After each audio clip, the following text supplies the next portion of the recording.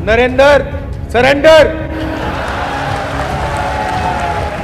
राहुल गांधी जी का ये कहना सेना का सरासर अपमान है। और नरेंद्र मोदी प्रधानमंत्री हो सकते हैं, प्रधानमंत्री देश नहीं होता है। आरएसएस वालों को अब मैं अच्छी तरह जानता हूं। इन पर थोड़ा सा दबाव डालो, थोड़ा सा धक्का मारो, डर के भाग जाते हैं ये लोग। नेता प्रतिपक्ष का पद पाने के बाद भी उनके अंदर गंभीरता और नेता प्रतिपक्ष की परिपक्वता का घोर अभाव। बहादुर सेना, बहादुर देश, पूरा विपक्ष आपके पीछे खड़ा था। आप घुटनों पर आ गए, अमेरिका के दबाव से आ गए। सेना हतप्रभ, देश हतप्रभ, विश्व हतप्रभ, विपक्ष हतप्रभ, मीडिया हैरान, लेकिन साहब सरेंडर। ऑपरेशन सिंदूर पर एक तरफ भारतीय जनता पार्टी की तरफ से प्रधानमंत्री नरेंद्र मोदी देश भर में रैलियां कर रहे हैं और सेना की कामयाबी का एक राजनीतिक व्याख्या कर रहे हैं। वहीं दूसरी तरफ लोकसभा में नेता विपक्ष राहुल गांधी ने कल एक ऐसा हमला किया है जिसके बाद पूरे देश में हलचल मची हुई है। इस सियासी हलचल के बीच राहुल गांधी ने जो बात कही है वह इतनी मारक है, इतना हिट कर गई है कि आज के दिन दोनों तरफ से प्रेस कॉन्फ्रेंस होती चली गई। भारतीय जनता पार्टी ने कांग्रेस के पुराने सरेंडर को कई जगह पर सबूत के साथ पेश करने की कोशिश की, तो वहीं कांग्रेस पार्टी ने जवाब देते हुए प्रधानमंत्री नरेंद्र मोदी यानी नरेंद्र कैसे सरेंडर कर गए हैं इसके एक एक करके सिलसिलेवार सबूत देते चले गए। सबसे पहले इस बात को गौर से सुनिए कि राहुल गांधी ने कहा क्या है। नरेंद्र सरेंडर। बीजेपी आरएसएस वालों को अब मैं अच्छी तरह जानता हूं। इन पर थोड़ा सा दबाव डालो, थोड़ा सा धक्का मारो, डर के भाग जाते हैं ये लोग। जैसे उधर से ट्रंप ने एक इशारा किया, फोन उठाया, कहा मोदी जी क्या कर रहे हो, नरेंद्र सरेंडर। अब आपने गौर से सुना होगा तो जोर किस बात पर था? क्या एक शब्द कहीं भी नेता प्रतिपक्ष ने सेना के ऊपर बोला क्या? उन्होंने यह कहा कि बीजेपी और आरएसएस इनको जब भी कोई थोड़ा सा सामने से लड़ने आ जाए डर जाते हैं ये और वो सरेंडर कर जाते हैं। पुराना इतिहास सरेंडर का है, यानी गौर से समझिएगा। इनका कैरेक्टर है ये सारे के सारे ऐसे हैं। आजादी के समय से सरेंडर वाली चिट्ठी लिखने की आदत है। एक सेकंड में थोड़ा सा दबाव पड़े भैया ये लो, तो ये इनका कैरेक्टर है। बीजेपी और आरएसएस जब ये दोनों कह रहे हैं तो उस पूरे इतिहास से वो जोड़ना चाह रहे हैं कि कब किसने अंग्रेजों के सामने झुक करके माफी मांगी, कब किसने सरेंडर बोला, उसके बाद से आज प्रधानमंत्री नरेंद्र मोदी क्या कर रहे हैं। अब इसको थोड़ा सा इलोबरेट करिए। प्रधानमंत्री नरेंद्र मोदी ने कई भाषण दे दिए। ऑपरेशन सिंदूर पर दुनिया का बॉस बनने का दावा करने वाला पापा यानी डोनाल्ड ट्रंप, जिसका प्रचार करने नरेंद्र मोदी जी गए थे, आप भूल गए हो तो जरा सुन लीजिए। Ladies and gentleman, I present to you my friend, a friend of India, a great American president, Mr. Donald Trump.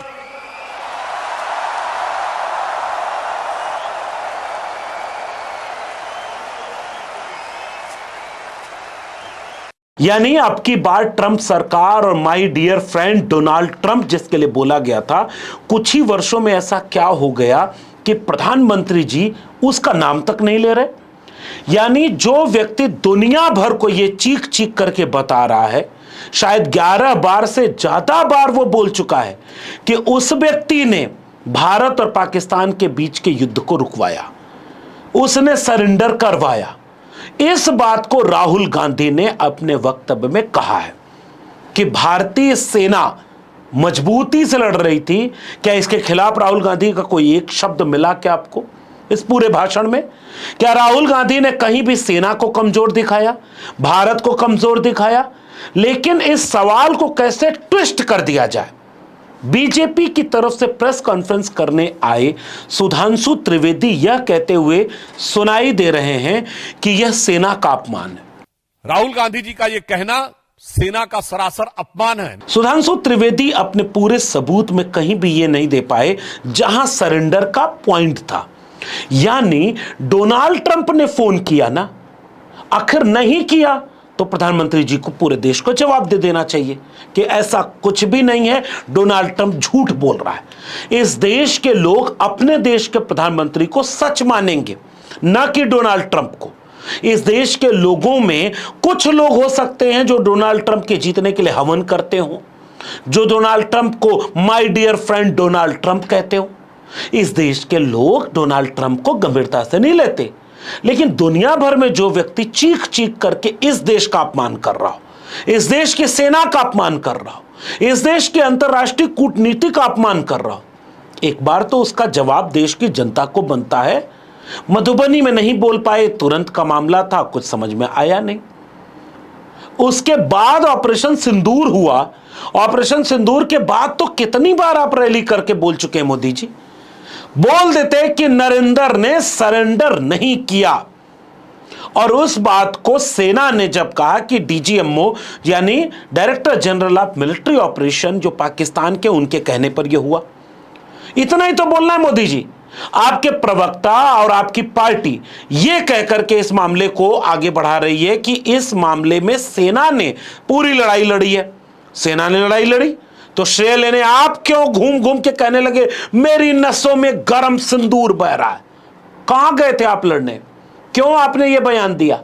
इसका मतलब आप खुद को इस पूरी निर्णय प्रक्रिया में शामिल कर रहे हैं। और प्रधानमंत्री नरेंद्र मोदी को जो गौर से सुनेगा वो यह बात समझने में कामयाब हो जाएगा कि प्रधानमंत्री नरेंद्र मोदी असल में सेना की क्रेडिट खुद लेना चाहते हैं। 56 इंच, क्योंकि बीजेपी का वो वाला आपको ट्वीट याद है जिसमें बीजेपी ने अभी ऑपरेशन सिंदूर के सीज फायर की तो घोषणा भी नहीं हुई थी। बीजेपी की तरफ से ट्वीट आ गया कि 2014 के पहले जब आतंकी हमला होता था तो क्या होता था, 2014 के बाद क्या होता है। अगर सेना वही है तो पहले की सेना के क्रेडिट को आप क्यों नहीं लेना चाहते? पहले भी सेना घुस के मारी है, पहले भी सेना ताकतवर थी, पहले भी सेना पाकिस्तान को हराई है।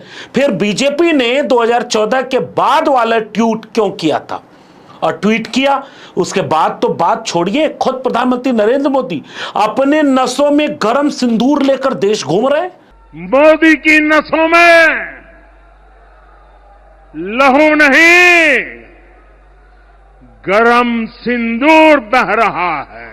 रैली कर रहे, पोस्टर लगवा रहे, बैनर लगवा रहे, रैली में अपना शोर करवा रहे और ऐसे हाथ बांध करके भाषण दे रहे हैं जैसे सारा जो हमला हुआ मोदी जी ने किया, आतंकियों की कमर तोड़ दी। ये एक बुनियादी सवाल है। अब दूसरा, प्रधानमंत्री नरेंद्र मोदी और आरएसएस पर हमला, बीजेपी पर हमला और आरएसएस पर हमला, सेना पर हमला कैसे है, एक सबूत भी सुधांशु त्रिवेदी ने क्यों नहीं दिए? तीसरा, सवाल पूछना इंटरनल डेमोक्रेसी का अपना मामला होता है। यह डोनाल्ड ट्रंप से जिससे आप डर रहे हो, यही एक देश है यूक्रेन जहां आज विवाद छिड़ा हुआ है। उसका अपना राष्ट्र प्रमुख था, डोनाल्ड ट्रंप से कैमरे के सामने लड़कर आया। अगर आपने वीडियो नहीं देखी है तो देखिएगा। एक देश का प्रमुख दूसरे देश के सामने यह कहता है कि आप मुझे यह करने के लिए बुलाएं, हम नहीं सुनेंगे आपकी। आप छोड़िए इंदिरा गांधी को, आपके समय में यह हो रहा है। आप तो डोनाल्ड ट्रंप का नाम नहीं ले रहे साहब। अरे आप एक लाइन इस देश को बोलिए कि झूठ बोल रहा है, देश आपकी बात को सच मान लेगा और कह देगा कि नरेंद्र ने सरेंडर नहीं किया। ये झूठ बोल रहा है कि उसने सरेंडर करवाया। फिर यह भी कह दीजिए कि व्यापार की कोई बात ही नहीं होती। लोग तो नाहक आरोप लगा रहे हैं कि अडानी का कितना पैसा, कोई मुकदमा, अमेरिका, उसके बाद जांच और उसके बाद आपका सरेंडर। इसका भी जवाब दे दीजिए। अब चौथी बात यह कि प्रधानमंत्री नरेंद्र मोदी इस देश को जानने का हक है कि नहीं कि देश में हुआ क्या। विशेष सत्र बुलाया जाए, पूरा विपक्ष हस्ताक्षर करके आपसे यह कह रहा है कि विशेष सत्र बुला लीजिए। आपकी पार्टी की तरफ से इसका काउंटर सवाल क्या है कि अभी यह सब जरूरत क्या है? मीडिया वाले भी आपके पक्ष में बोल रहे हैं। अभी जरूरत क्या है? क्यों ये जानना चाहते हैं कि भारत को क्या नुकसान हुआ, भारत ने कितना नुकसान किया? अच्छा भाई, कब जानना चाहेंगे?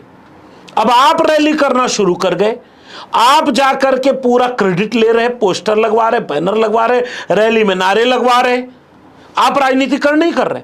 और इस देश के चुने हुए सांसदों को इस बात का सवाल पूछने का अधिकार नहीं है। आपने सांसदों का ही डेलीगेशन बाहर भेजा। अब कांग्रेस पार्टी ने उस पर भी सवाल पूछ दिया कि आपने इतने देशों को समझाने का बीड़ा उठाया है कि भारत का पक्ष क्या है, आतंकवाद के खिलाफ भारत की नीति क्या है, और भारत के ही चुने हुए संसद में आप इस बात को समझाना नहीं चाहते।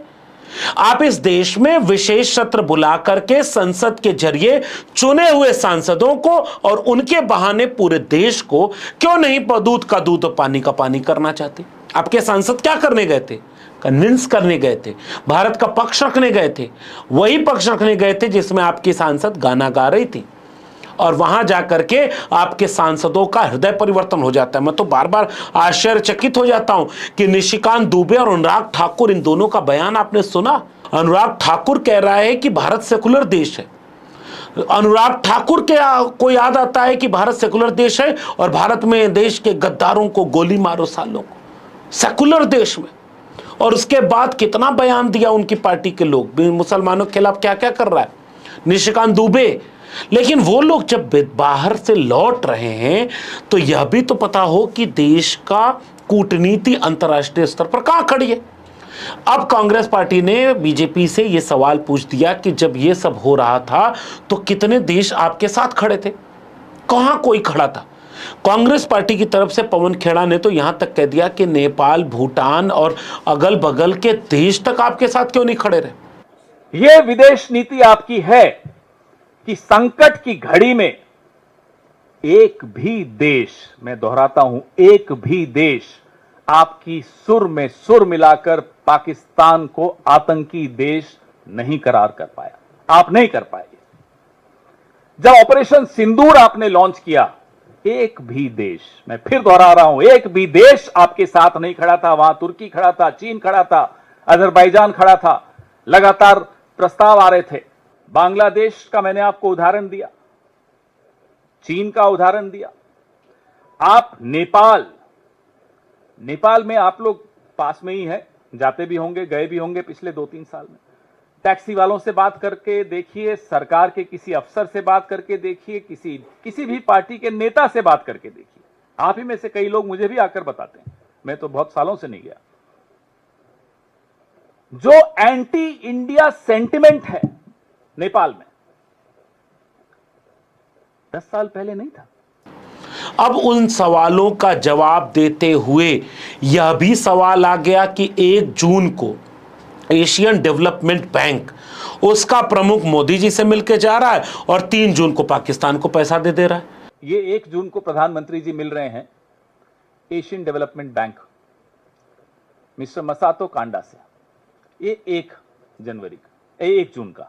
3 जून को एडीबी $800 मिलियन पाकिस्तान को दे रहा है। ये अभी कल की बात है। ये 1 जून फोटो देखिए, नतमस्तक हाथ जोड़कर बैठे हैं, और 3 जून को देखिए क्या हो रहा है। अब बताइए, नरेंद्र सरेंडर नहीं है तो क्या है? उधर जब युद्ध के बीच तनाव का माहौल था, तब यह पता चला कि आईएमएफ पाकिस्तान को कितना $बिलियन पैसा दे रहा है। अभी ये सब बातचीत चल ही रही है। उधर दूसरी तरफ ये खबर आ रही है कि यूएन की तरफ से एंटी टेररिस्ट कमेटी में इस बार वाइस चेयरमैन तो पाकिस्तान का प्रमुख बना दिया गया। यानी ग्लोबल लेवल पर आपकी पॉलिटिक्स क्या है, ये देश के भीतर के लोग भी तो जाने।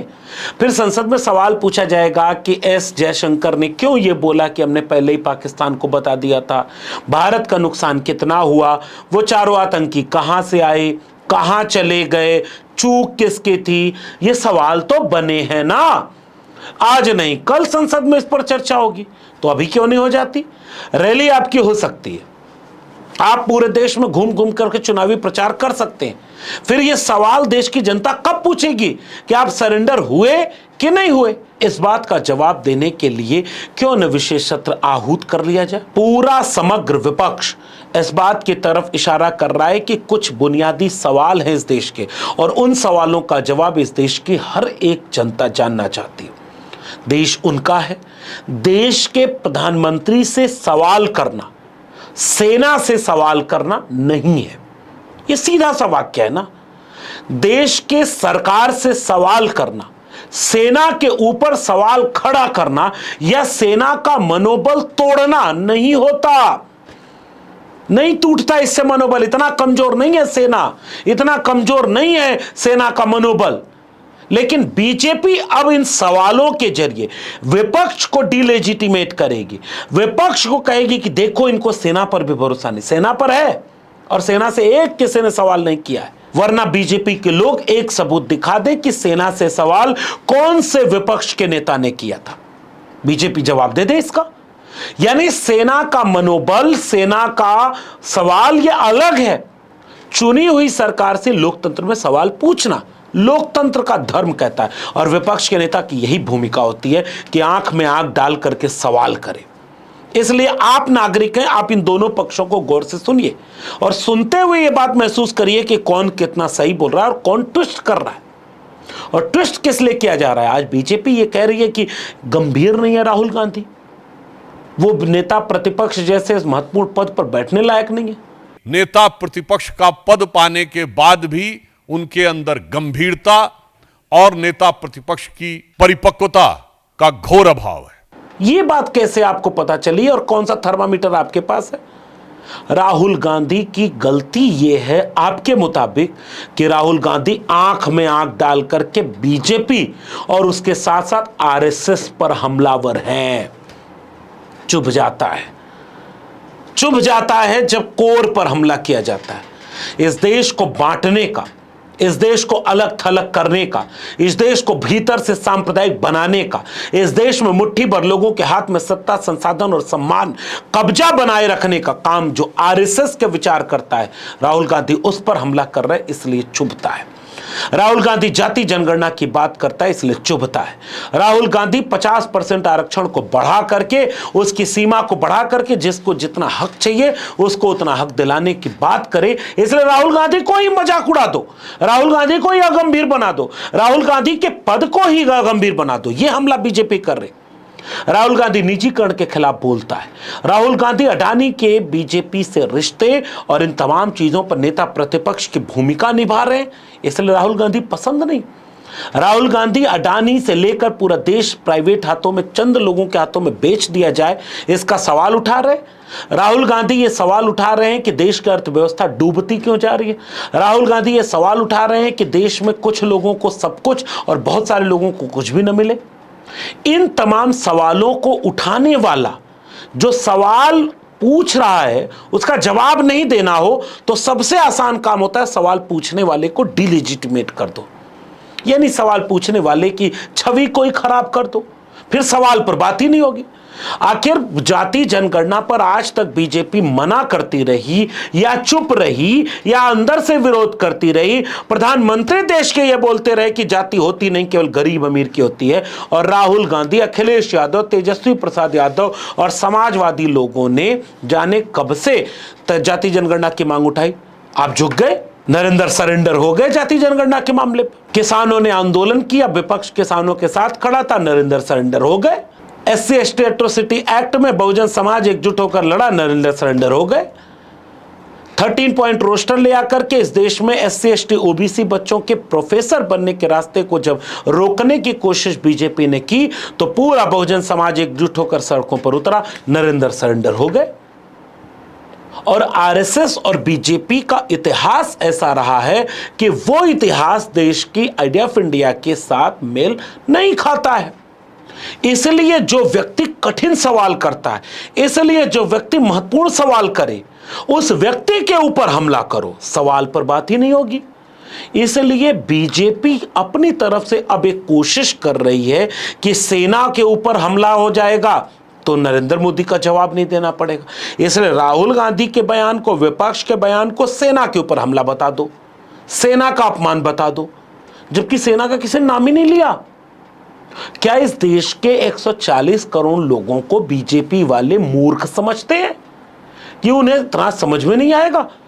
एक तरफ उनका गृह मंत्री अमित शाह जाके वहां बंगाल में बोलते हैं कि मुसलमानों को खुश करने के लिए ममता बनर्जी ऑपरेशन सिंदूर के खिलाफ काम कर रही है। मुस्लिम वोट बैंक को खुश करने के लिए ममता दीदी आपने ऑपरेशन सिंदूर का भी विरोध की। कौन सा इस देश का मुसलमान था जो ऑपरेशन सिंदूर के खिलाफ है, जिससे खुश हो जाएगा? वो कुछ भी बोल देते हैं बीजेपी वाले। प्रधानमंत्री नरेंद्र मोदी इतना भाषण दे रहे हैं, नसों में गर्म खून बह रहा है, नहीं माफ कीजिएगा, गर्म सिंदूर बह रहा है, पता नहीं ठंडाया कि नहीं ठंडाया। लड़ रही थी सेना तो कैसे आपका सिंदूर खोलने लगा, नस में पहुंच गया। इसका मतलब आपका रिश्ता सीधे है। तो जब सवाल आपसे पूछा जा रहा था आप सेना पे क्यों ले जा रहे हो, खुद कहो खड़े होकर के डोनाल्ड ट्रंप झूठ बोल रहा है। वो 4 आतंकी जो आए इतने तारीख को यहां मार गए, उन 4 आतंकियों के आने और पहलगाम में आतंकी हमले के पीछे ये दोषी थे, इनके ऊपर हमने ये कार्रवाई की, इनका इस्तीफा लिया, इनको सजा दी ताकि अगली बार कोई ऐसा गलती ना करे। भारतीय सेना के नुकसान ये हुए, लेकिन हमने उसकी भरपाई की, हमने ये किया, इससे फायदा देश को ये हुआ। अंतरराष्ट्रीय कूटनीतिक स्तर पर जब हमने अपने सांसदों को भेजा, उन सांसदों के भेजने के बाद ये उसकी उपलब्धि मिली। कांग्रेस पार्टी तो यहां तक पूछ रही है कि विदेश में जहां जहां वो लोग गए उनका टॉप लोग न मिलने आया, न उसको सार्वजनिक कोई शेयर किया। ये किसका अपमान हो रहा है? इसलिए कभी जयराम रमेश के बयान को उठा लेना, कभी सलमान खुर्शीद के बयान को उठा लेना और उस बयानों को उठा करके कांग्रेस के पुराने इतिहास पर हमला करना, इससे देश को जवाब क्या मिलेगा? कांग्रेस ने जो किया गड़बड़ किया था, चलो इसलिए सत्ता से बाहर हो गई। बीजेपी अच्छा करती है तो बीजेपी को अपने किए का जवाब देना चाहिए, मोदी जी को अपने किए का जवाब देना चाहिए। आज किया मोदी जी ने और जवाब इंदिरा गांधी और नेहरू दे। आप कितना मजाक उड़ाएंगे देश का और देश के नागरिकों की बौद्धिक मेधा का, आप कितना अपमान करते जाएंगे। और असल में आप नेता प्रतिपक्ष जैसे पद को अगंभीर बना देने की छवि राहुल गांधी को, ये जो नैरेटिव चला रहे हैं, इससे आप चाहते हैं कि जो मुद्दे राहुल गांधी उठा रहे हैं, जो मुद्दा विपक्ष उठा रहा है, उन मुद्दों पर बात ना हो। मुझे लगता है कि देश के 140 करोड़ जनता इतनी मूर्ख नहीं है जितना बीजेपी वाले समझते हैं। किसी ने बहुत महत्वपूर्ण बात कही थी कि कुछ लोगों को कुछ वक्त के लिए मूर्ख बनाया जा सकता है, बहुत सारे लोगों को कुछ वक्त के लिए मूर्ख बनाया जा सकता है, सबको कुछ वक्त के लिए मूर्ख बनाया जा सकता है, लेकिन सबको हमेशा के लिए मूर्ख नहीं बनाया जा सकता। बीजेपी वाले इस बात को जितना समझ जाएं जल्दी, उतना उनके हित में और देश के हित में होगा। आप क्या समझ रहे हैं, नीचे कमेंट बॉक्स में अपनी प्रतिक्रिया जरूर दीजिएगा। ये बात अगर जरूरी लगे तो लोगों तक पहुंचाइए, शेयर करिए। आप नागरिक हैं, आपको जानना समझना चाहिए कि देश में हो क्या रहा है। जो दिखाया जा रहा है वही सच नहीं है, उसके पीछे भी सच कुछ और है, क्योंकि टेलीविजन चैनल ये सच नहीं दिखाते। वो सत्ता के दरबार में दरबारी बन करके उनका गुणगान गा रहे हैं। इसलिए हम जोखिम उठाकर ये सारी बात आप तक पहुंचा रहे हैं। अगर आपको ये बातें अच्छी लगें तो इसे शेयर करिए।